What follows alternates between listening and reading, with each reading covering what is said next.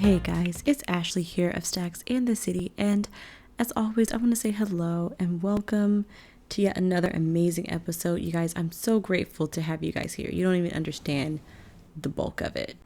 Just some updates about what's been going on. So as you guys know, so many of you guys know, I was hacked about a couple weeks ago, and it was definitely pretty devastating in terms of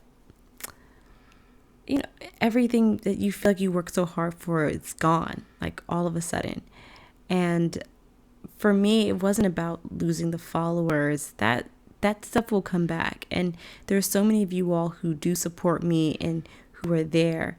That's not important to me. Like, I know that if you guys are rocking with me here, you're going to rock with me anywhere else I go. And I do completely appreciate that. For me, it's feeling like someone else took my identity. They took what was so important to me. They took it away. And there was a time where I started a new Instagram account and all that fun stuff. And I'm over here with 12 followers, starting over again from scratch. But I see my Instagram account as the suggested account to follow.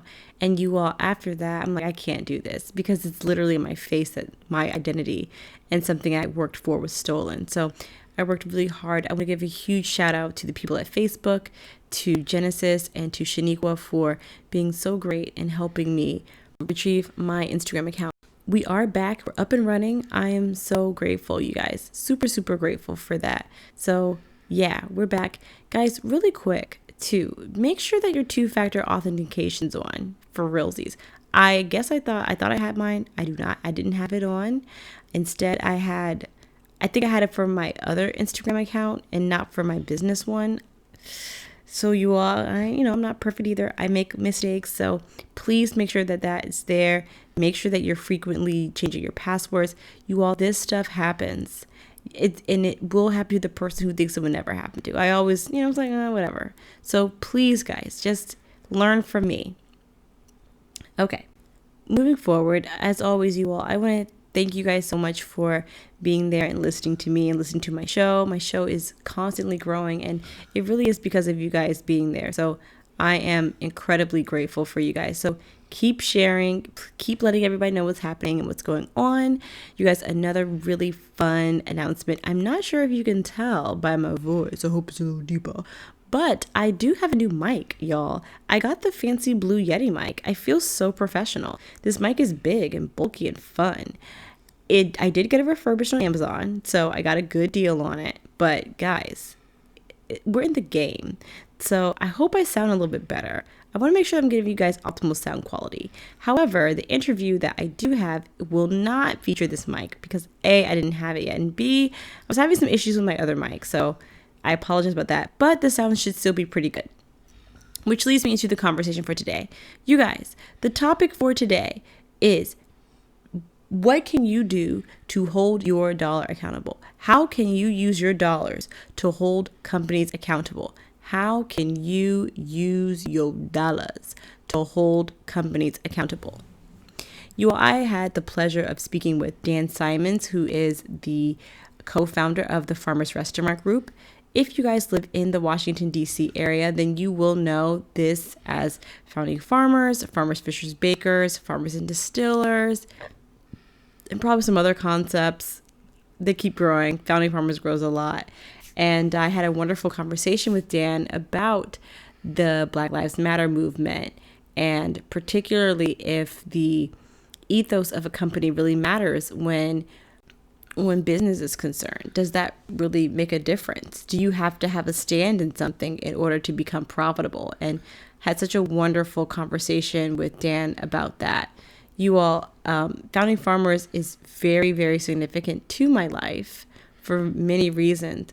I worked there. I got that job before I worked on Capitol Hill when I first moved to DC at 22. And this is the reason why I was able to purchase my properties, why I was able to buy, able to save so much money. I was able to travel and backpack Europe. I was able to travel the world. I was able to live, in my eyes, a wonderful life. I met my partner there. You all, it is such an amazing experience for me. And the farm is just great. So it was really great speaking with him about founding farmers from a business standpoint versus me being an employee. So I had the pleasure of working under him for 6 years, and founding the Farmers Restaurant Group is one of the most successful restaurant groups in DC. And it's again great. So hearing him and his perspective amidst Black Lives Matter movement, amidst the protests, amidst coronavirus, is very different and unique. Seeing a restaurant that has such high volume, it is the number one most booked restaurant according to OpenTable, to literally laying off its hundreds of employees as a direct result of the coronavirus is very fascinating to hear. But I really wanted to focus more on what your messaging is when speaking to a company. When speaking about a company, what is the messaging? What is the branding? Does it have to align? And we got into a really great conversation about that. Does it really matter? Why is Chick-fil-A around the corner? Recently, NASCAR announced that it's going to hold its Confederate flag down. It's going to take it down. Does that matter? Does it make a difference? I know there's a lot of us that are calling out these companies, particularly those that seem to be a little bit lagged in terms of showing support for the African American community, for taking a stance, and we're bringing those people down. Is that justified? Does it really matter? Are we still going to be going there? How do we support that? How do we hold these people accountable if they've taken a stance? Dan is going to introduce some of his perspective on that and more. And I really want you all to pay attention and think about that. So I know we talk a lot about wealth building, but having a business, owning a business, and understanding the semantics of a business is just as important as building your wealth. Business ownership is a way to increase your net worth and increase your quality of life. So I really want you all to pay attention to some of the points that he had to say. So as always, you all, the conversation is divided into 3 parts. I try to break it down into like really rough thirds, rugged thirds. And the first section is an overview of his company and his mission, his ethos, how he's been able to be successful through investing in the employees. And again, I work there, so I can vouch for that. Round 2 is discussing if the ethos of a company really matters, if that matters, if it really should align. The last segment is specifically on certain companies. We talk about Walmart. We talk about the value of a dollar. We talk about holding these companies accountable for some of the decisions that they decide to make. For that, you all, so many great points. I come from rural North Carolina, so having lots of restaurants and clothing stores and schools to choose from is a privilege. We delve into that a lot. So definitely pay attention, y'all. Take some notes, and please, y'all, share and comment and let me know what you all think about this episode. Y'all, I'm super grateful to have you guys here as always. And without further ado, here is Dan Simons of the Farmers Restaurant Group. Enjoy, y'all. Hi, everybody. Welcome to yet another episode of Stacks and the City. I am your host, Ashley. Welcome, welcome. You all, it's always the best when I do not share the seat solo. I am here with the owner, one of the owners of the Farmers Restaurant Group, Dan Simons. You may know him from founding Farmers, Farmers Fishers Bakers, Farmers and Distillers. And if you're not in DC, y'all got to know. But we'll discuss that a little bit later. Hi, Dan. Hey, it's so good to be here. Oh my gosh, the pleasure's all mine. You guys, fun fact, I know I talked about this earlier, but I actually worked for his restaurant at Founding Farmers and Farmers and Distillers for 6 years. And it was a really, really, really formidable time in my life when I moved to Washington, D.C. And y'all, just listen to the beginning. We'll talk more about that and why that's so important to me. So it's definitely a full circle moment to have you here and to talk about business on more of a high level. So I can't tell you how excited and appreciative I am of you being here. Oh, yeah, it's great. And look, I love the thought of full circle moments, right? It is what really matters in life. It's not so much where you are in any one moment. It's where you're going and where you get and who you bring on that journey. And so, the fact that you and I had the chance to work together for so long, through different times for both of us, and here we are, is pretty special. I couldn't agree more. It is an honor. So we're going to have a lot of really fun topics and discussions. Today, you all, we're still talking about Black Lives Matter movement, particularly within the protests. Some of the issues that have come up recently is that companies like Chick-fil-A, companies such as Facebook, may or may not necessarily be in alignment with the Black Lives Matter movement. And this brings a big conversation to me about, does it really matter? Does the character of a company really matter?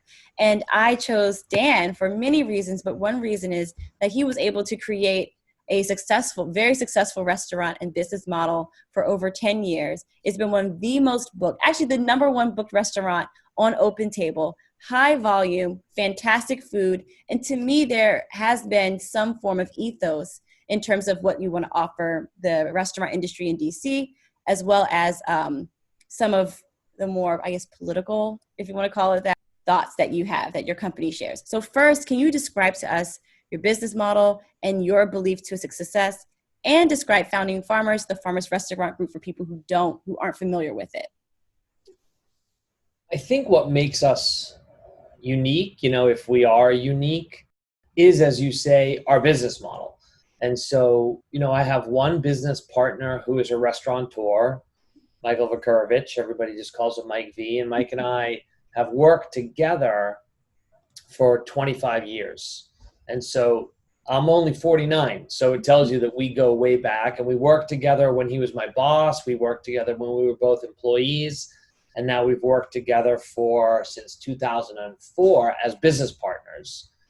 And then with Farmers Restaurant Group, we have one additional incredibly important partner, which is the North Dakota Farmers Union. And they represent 50,000 American family farmers. And we also have lots of other individual farmers who invest with us directly. And they actually own more of the company than we do. So we are a majority farmer-owned restaurant group.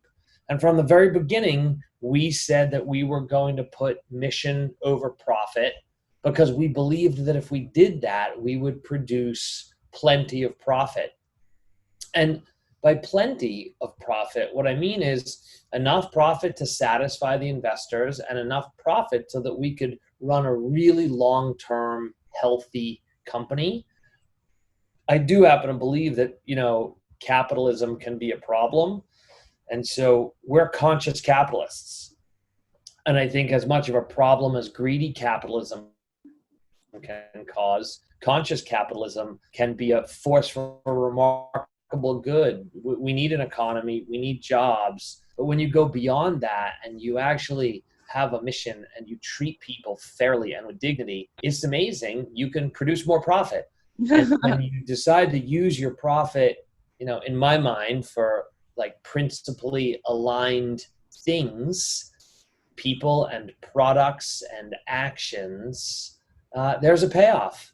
And I'm, maybe 10 years ago or 15 years ago, when I was saying these things, people thought I was a little bonkers, but I was just sure that you could make more money in the long run if you, did the things that aligned with your principles, if your principles aligned with a lot of your customers. And so I think that's, now we, at least pre-COVID, we were 7 restaurants, 12 or 1,300 employees. And, we then hit the COVID pandemic, and, the company lost 95% of its people and 95% of its revenues, but we're building back. We've rehired 300 plus people, and through it all, as hard as it's been, we've just stayed true to the ethos of what we believe in. And I am just as or more clear than ever that becomes the point of difference for an organization and an enterprise to really thrive. And you see it in tough times. I mean, who's going to bat right now for the companies that are run by assholes? Nobody. Right? Nobody. And I got to say, it gives me a little joy. It gives me some joy to see, I would just happen to say probably like the right people and the right companies lifted up, and the folks that are on the wrong side of the issues, as far as I'm concerned, tear them down. I mean, I agree. It's funny. There have been, and specifically in the restaurant scene in DC, there have been a couple of restaurants that have shut down indefinitely, and that's not necessarily because of profit, from what I've been reading. Yeah, I mean, I don't know how, as a restaurateur, you can look the general public in the eye or look your team in the eye and not be a champion for equality and quality, right? So, those words go perfectly with humans and perfectly with product, right? Equality and quality. And if you're not a champion for that, then I don't know, good luck, right? That's and so I'm glad that we've taken the road we're on, because these topics aren't new for us. Difficult topics, taking things head on, taking on big ag, corporate money in farming, the plight of the American family farmer, really trying to find justice for our workers. And look, you worked on the team, right? So you experienced it for 6 years, and Absolutely. we are far from perfect, but we are committed to try to be perfect, right? And so it's like holding that standard high and looking in the mirror and looking each other in the eye when we fail and fall short. Those are the journeys that I think enterprises that are on that journey, they will do well for the long haul. I mean, I definitely agree. For me, there's a couple points that I want you to expound a little bit upon before we really talk about um, digging into whether these values really matter and whether people really resonate with them. And the first is this concept of conscientious capitalism. Can you describe that a little bit further about what that is to you? What that is, the difference between greedy, I think, capitalism with greed, why that's important? And if there's really a difference, because from what I was taught, capitalism is capitalism. Yeah, I'm certain there is a difference. The traditional public corporation has a fiduciary duty to maximize profit. That's Okay. what they are obligated to do. And that generally means maximize short-term profit, because that's what matters. A CEO's tenures, this quarter's results, investor return. And an enterprise that is run, from what I think of as a conscious capitalism standpoint, and Mm-hmm. there is a book by that name. Mm-hmm. I've been using the philosophy and the term sort of pre-book, but John Mackey, who started Whole Foods, and Raj Sisodia, who is just a really, really brilliant thinker, and I think probably a lovely and kind person. They wrote this book, and they break conscious capitalism down into its pillars. And, but I sum it up for me is, at some point, too much profit is too much. There is enough profit. And, maximizing returns, I don't think needs to be the guiding principle of a business. And so you've got organizations out there like the B Corp that really helps organizations, certify and transition to these conscious, more mindful enterprises.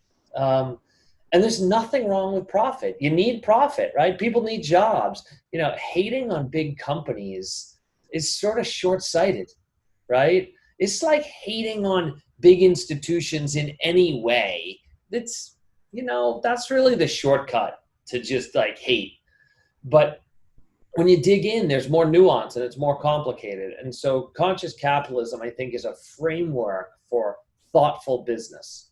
Profit when enough is enough. And what do you do with the profit? Like in our business, we reinvest a lot of it into the people, and we invest a lot of it into the product with the belief that long term, the talent wants to stay. It attracts more people. People are happier on a daily basis. So, I could take more profit for the investors, and I could say, well, most of them are American family farmers, and that's what the mission is. I'm just going to send them all the profit. Or I could say, hey, you know what? Mental health is a serious thing, and I can't just be an advocate. I got to put my money where my mouth is. And so we're going to invest in mental health support programs for our team. So I think that that's a great use of profit, because over time it keeps your turnover down and it generates a return, but it generates longer term returns. And I think that's really at the core of conscious capitalism. So Got it. that's what goes through my mind when you ask that question. Yeah, it sounds like making sure that you're investing in the people who are generating your profits. and making sure that they're taken care of and investing in the people who are also buying from your profits as well. And I don't know if you're familiar with this book. It's called Leaders Eat Last by Simon Sinek.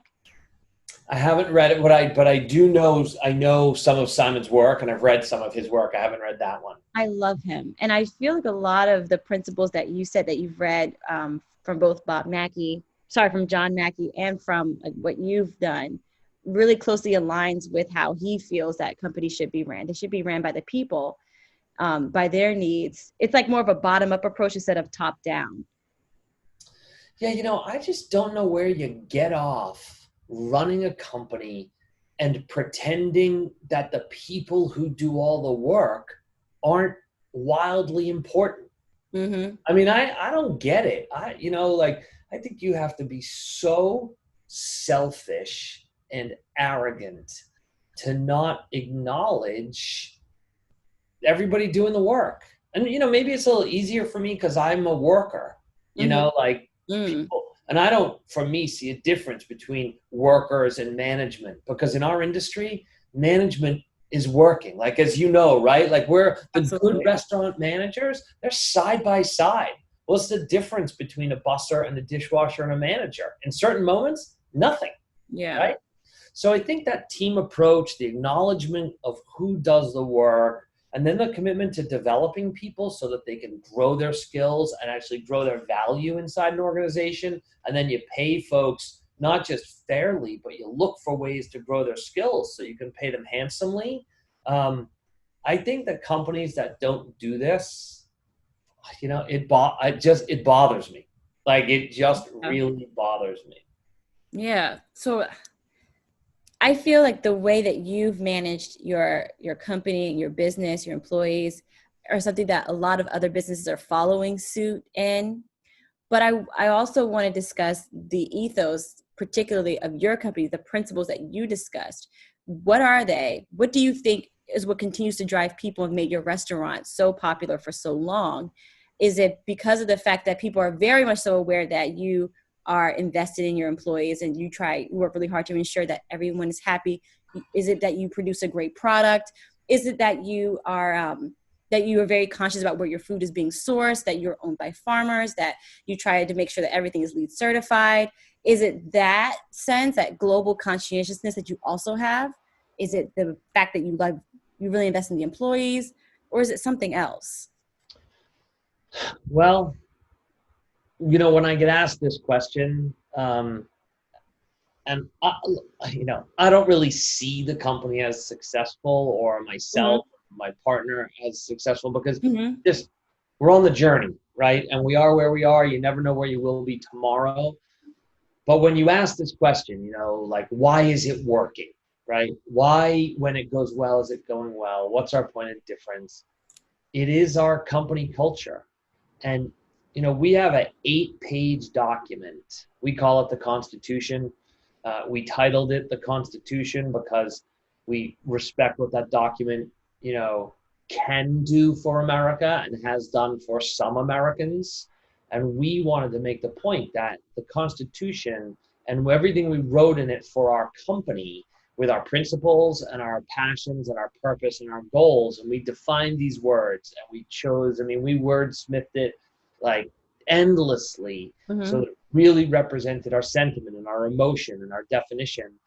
And everything we wrote down, that's what has the power in our company. If I treat someone in a way that doesn't follow what we've written down in the Constitution, I'm going to get held accountable by someone in the company. Some person is going to say, Dan, that's not how we do it here. And sure, I'm one of the owners of the company, but we've built the Constitution and we teach it so that it's both a shield and a sword. And it becomes this really powerful thing and empowering document. And, when I don't follow it, and I'm not perfect, I get held accountable and I apologize and I reflect on it. And so understanding the way we define respect and caring and humility and courage, we write things like, courage is about saying what needs to be said and hearing what needs to be heard. right? And building relationships is about being a great listener and seeking first to understand before seeking to be understood, which is obviously a line from Stephen Covey. So I think this is what makes our company special. This is the secret sauce, because then all of our decisions get pulled through that decision-making filter. And the filter is crystal clear and it's transparent and everybody in the company can see it and use it. And so, the words we choose, the way we handle a situation, the way we work with an employee who is, pregnant and needs accommodations with her schedule, or the way we work when an employee needs, a relative is sick or dies and somebody needs time off, but they'll default on their rent if they don't get it as paid time off. You can take a million different things. What do you do when somebody shows up to work drunk? There are easy answers if you want to run an easy company. 3 strikes and you're out. These are the rules. It's black and white. This is the decision. Right. You're drunk, you're fired, that's it. But we don't do that. We ask questions and we seek first to understand. And sure, I might fire somebody and I fire people, but not without listening first. And so you can extrapolate this out to every decision we make, what we buy and who we buy from and who we hire and who we fire and how we try to develop people and how we treat each other and what we try to do for people's careers. And this stuff to me is more important than, people talk about the name of a restaurant or the brand or the way the website looks or the food presentation or the recipe or like the interior design. That stuff doesn't matter. That stuff is that's the icing on the cake. It matters. If the cake is awesome, then the icing is that's the top spin. It makes it amazing. But you can't hide bad cake under good icing. And so it's that full recipe. And I don't mean to ramble on and on, but I get all excited about it when I think about, it's that culture that, especially when we make a misstep, we say something wrong, we mishandle a situation with somebody, and then you look in the mirror and you say, hey, you know what? We need a do-over. Let's make it right. And when part of the culture is to reflect and learn, you build relationships with people. And, the phrase, I'm so sorry, for some people it's hard to say. And for some businesses, it's hard to utter. I don't know, it's one of my favorite things to say, because you do stuff you should be sorry for. So say it, learn, and do better. And I think that's the ethos that really drives us. Got it. So it does, to me, seem like having some form of message to send either to your employees or to the community at large, the people who are eating at your restaurants or whatever service you have, does benefit you, does matter when creating a successful business. You of all people know what it takes to earn your money, right? And save your money and build something. Why would you want to spend your money and give any of it to a person or a business that doesn't align with all the other things you care about? Why would you want to do that? And so I think as people become aware and they realize, you got to vote at the voting booth. Yeah. You got to vote with your pocketbook, right? You got to vote with your wallet. Yeah. And vote with your voice. So, yeah, I do think that the ethos of a company is vital to communicate out to your customers and potential customers. And for me, I want to attract customers that genuinely align. People don't have to agree with me, but they at least have to agree that sending out a message is valuable. And sure, some of that message for us is about quality and what we buy and our stance on environmentalism and trying to protect the planet. And some of our stance is about, humanity and society and equality. I don't need everybody that comes through the door in our restaurants to agree or to think they're right. I'm really just the opposite. I just want to attract people who are inspired to have the conversation. right? And gather around the table, because that's what a restaurant is for. Bring people together. People meet around the table, form memories, change other people's minds, like do that kind of stuff. So that's why I think for a restaurant, it really matters. It's always mattered, but it matters more than ever now. I definitely agree. And I definitely have a lot of fun stories about that. We'll talk about that in the beginning as well, about some of that. So I come from a rural area, very rural community in North Carolina. There weren't many places to go out to eat. There weren't many places to work out if there were any. There weren't many places to go to school. This concept of choice wasn't a thing. So businesses there didn't necessarily need to have these principles, these values in order to be successful, because there was only one, maybe two.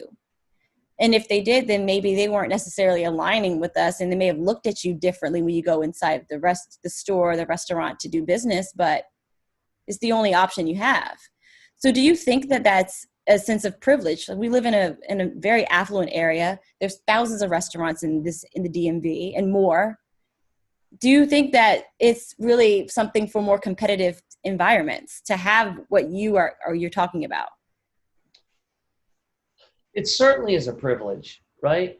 I think the moment you have access to choice, that you've got a privilege that someone who doesn't have access to a choice, you're one step up the privilege ladder in that moment. And so, what sort of is inspiring to me about your question is, how do we as a society invest in the people and the places where choice doesn't exist? Right. I want to take that small rural town and area where you grew up, and let's find an entrepreneur and let's help someone create a business that creates choice. And whether it's like the auto mechanic shop or the burger joint or whatever, and then you get to see the consumer start to vote with their dollar. And I guess because I'm an optimist, I would tell you what happens is, as soon as the consumers start to have that choice, where are you going to spend your money? You're going to get your car fixed with the auto mechanic that looks at you differently anyways and doesn't really, respect you, or you're going to get your car fixed at the place where you feel, humanity is appreciated when it walks through the door needing their car fixed. So I think that it is incumbent on all of us in society to look beyond just our local community, look beyond our, really homogenous circle on Facebook or Instagram or Twitter, and, reach out and step out and, invest a little bit, give a hand up to someone who wants it, and help either expose folks to more choices or help folks get in business to create choices in their neighborhood. And that's, I guess when I hear the word privilege, that's what I think you got to do with it. And, there's a really interesting thing about privilege like that. Should I be wanting to extend that privilege to everybody, right? To like raise everybody up to that level of access that I have? Or should I realize that really I should be sort of stepping down to the level of access that everybody else has? And obviously, there's a lot more intellectual and studied folks to write and talk about this than me. But I think because I'm a company builder and I'm an entrepreneur and I'm trying to build my own family, and I'm trying to, that when I see inequality, my instinct is to build up people and sort of evolve the structures and the systems to allow for everybody to have the same choice and access. So that's what goes through my mind. But for sure, your question makes sense. And yeah, the minute you have choice, it's a privilege. It really is. I'm thinking now, I'm like, when you're talking, the word that's coming to me is like this like your dollar is in many ways, it's like an act of social justice, like where you can actually physically take your dollar somewhere to a place that aligns with you. I think is so powerful. despite the cost. And I think that's why people talk about supporting local businesses so much and creating local businesses, because I think it's much easier for them to describe the why behind what they do versus some companies that I think have lost their ethos along the way, such as Walmart. And this is based on what I've read. It's easier to stay put because of how large they are and their prices are so low, but it may be hard to sustain in the long run, like what you said, because there are companies that are coming out here that are able to do the same pricing, but have a more poignant message. Yeah, I mean, let's say you live in a neighborhood and one of your only food options is Chick-fil-A. Yeah. Right? And the price point matches your budget and you like the food, but you're gay. Right. So then you ask yourself, well, from what I read about their stance on, LBT, you know the acronym. So, and you look at the stance on that you hear from the company and you think, okay, I don't want to eat there. But if you don't have a choice and there isn't anything else in your budget or at your, so I think that's the way we have to look at the tough spot that folks can be put in. And this is why small business and local business inherently creates more choices for people. And then, I mean, look, you can have a small business owner that doesn't agree with your lifestyle, and then you don't want to eat there or you don't want to spend your money there. That's fine. The more choices, right? And the more transparency, the more likely you get a choice that lines up with what you believe. And then you start to feel like your dollar matters. Yeah. I don't know what it's like to feel disenfranchised, but it's pretty awful for me to even think what it feels like.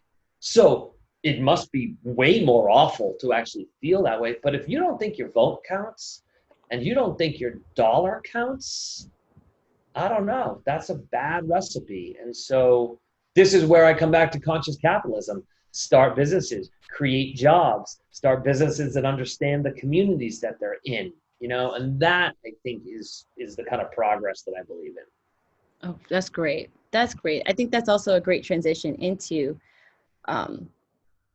companies whose messaging may not align with yours. Particularly, I know you briefly touched on Chick-fil-A, but there are other companies as well that have taken a stance. And that doesn't necessarily stop them from being successful. I think similar to what you said with how you do your company, you bring people in to start a conversation, to bring people together. Companies like Chick-fil-A can argue the same. I think because they give a great product and because they are they give a great product, and because they're so friendly, they're so kind. I feel like I'm in like a low key, like nice little fast casual restaurant when I go in there. You kind of forget that their stances may not necessarily align with yours. Well, I would say that, you read about the boycott movements of certain brands or certain whatever. My hunch is over time, it doesn't really matter. I think, if you love Chick-fil-A and it hits the price point and it's delicious and you walk in there and the staff looks like you do and you feel welcomed and the hospitality is awesome, then who cares what the owner or the founder might think? And, does it make someone a bad person because they have a different view of life or religion or what they believe? So no, whatever, people can believe what they want and they can run their company how they want, and so I think that if a company does a lot of things right with product and value and the consumer experience, that it probably often doesn't matter much. Boycotts and petitions, they get traction, they hit the Twitterverse, but Twitter's not the real world. And so I think a lot of times it doesn't matter. But take a company that, maybe has some inflammatory position on something and the product isn't great or what, and, you add it up and the whole recipe starts to crater. And I think it depends too how a company engages. If an owner or a CEO of a company is like, hey, look, this topic is just my personal view, but and I'm entitled to my view. So I don't know. Maybe you could say that sexual preference is easier to tolerate somebody's opposing view than on race. I mean, if somebody says, like, I don't want to let that Jew in my restaurant because I'm fundamentally opposed to Jews, for some reason that's worse than if someone says, well, I don't believe in the gay lifestyle because of my religion. For me personally, I'm offended by both, and I'm not spending my money there. Right. Like, I don't draw a line between those two things. But I do understand, like, some things are clearly against the law. Some things business owners are allowed to do. But I think as customers, you always get to choose where you spend your money. Absolutely. And I definitely agree with that as well. And I think, like you said, many of us are in these homogenous bubbles.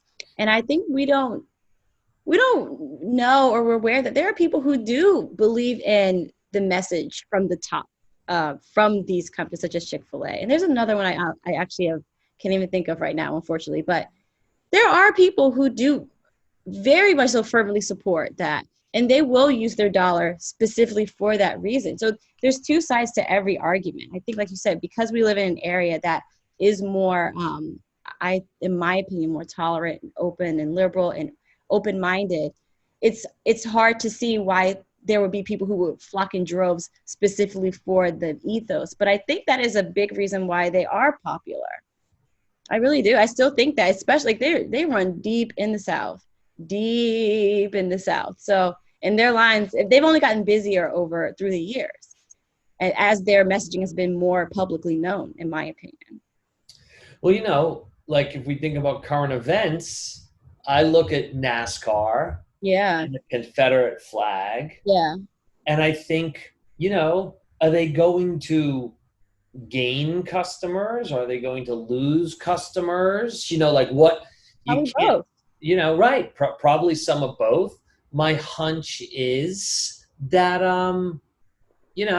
they're not going to ban people with the Confederate tattoos on their arms. For me, I see that flag and it's the same thing as the Nazi swastika. Yeah. Like, I don't get it. I've never understood why it's tolerated. Like, you march down my street with a swastika, that is your right in America, but it's my right to speak up loudly and, frankly, as offensively as I can. I would do the same thing if you marched down my street with a Confederate flag. That's how I feel. So I'll be interested to see. My hope is that I hope they don't lose any business, right? I hope that they can just run NASCAR the way they run NASCAR, and they can role model, hey, we were late to the party. We're starting to get it now. This is symbolism matters. And we're going to look to shift the culture of our enterprise. I mean, that's a good thing. Like, I'm not up for punishing them because it took them forever to get here. Because you got to celebrate, here we are now. That's progress. And my hunch is the NASCAR product is still highly desired by most of its customers, and it's a good product and it's a good experience and they like it. So, my hope is that companies can make these decisions and they won't get abandoned by, by most of their customers. I mean, look, I put out my messages from my restaurants, and I definitely got plenty of hate mail. I was going to ask about that. I'll never eat in your, restaurant again. And I'm like, okay. Like, frankly, had you told me you were a racist pig, I wouldn't have wanted you to eat there in the first place. Yeah. And my team wouldn't have wanted to serve you. So I don't think, at least for where we're located, I'm not worried about losing business, and I'm happy to lose customers that really take that stance. Yeah, that's really powerful. I was going to ask you about that. I know that you are very vocal about your stance, particularly within the LGBTQ community and with my community, with the Black community, and you did touch on how a lot of companies have recently made statements, the NFL being one of them, NASCAR, like you said. Do think that these companies have pressure to make a stance on this issue because it's so poignant in our media right now? Or do you think that it is coming from a genuine point of, change of heart, or maybe just having a more firmer stance, being more vocal, as opposed to being kind of laissez-faire from the past? I think it's some of all of that. I'm Yeah. not willing to, criticize a company that now comes out with a statement. I just follow their statements up with a question of like, hey, great, that's good to hear. It's sure better than the silence that you had before. And now I have a question. What are you going to do about it? Now that you've apparently changed your mind or opened your mind, super. Where's your 10-step action plan, and how are you going to measure it, and what are you going to do? Throwing more stones at companies because they've just now opened up, why not support them and hold them accountable and show them the value, that the additional value they can create by embracing all people. So yes, there's certainly more pressure. I think some companies do it defensively, and look, there's people running around right now, like trying to find a black friend. Like, oh, who can I put my arm around? I need a photo. Like, I gotta show. And like, funny. Black books are selling like wildfire, and Netflix lately, the Netflix screen full of I think they're calling it African American culture, hardship, and something else. I think that's what the genre is right now. I mean, look, I say bring it on, regardless of what the motivation is, right? Whether a company is fearful or a company is whatever, whether initially it looks hollow, it's still momentum, right? I agree. And I know for sure that there are some minds out there being changed, because I engaged with every single bit of hate mail that I got. And some of it was just really hardcore nasty, and I still engaged, and I tried to take the high road. And I said, well, why are you actually so angry? Why do you feel the need to hurl a spear at me that says all lives matter, when all I said was Black Lives Matter? It didn't say your life, other lives don't matter. Like, why are you so mad? What is it about you that you're so angry? And some of the people just told me to fuck off. But I had a few people that really engaged. And I had one guy who said, I was so angry, but the fact that you replied to me, would you be willing to talk to me more? I said, sure. So he sent me a link. We did a Zoom call. That's great. I do a Zoom call with this guy who is just, like straight up white guy, like just, and really believes he's a good person, right? Like, he goes to church. He definitely doesn't have any, friends of color, but, he sees himself as a good person. And I talked to him for 30 minutes, and he started off by saying, Dan, I just don't see it. I don't see racism in the country. We've had a black president.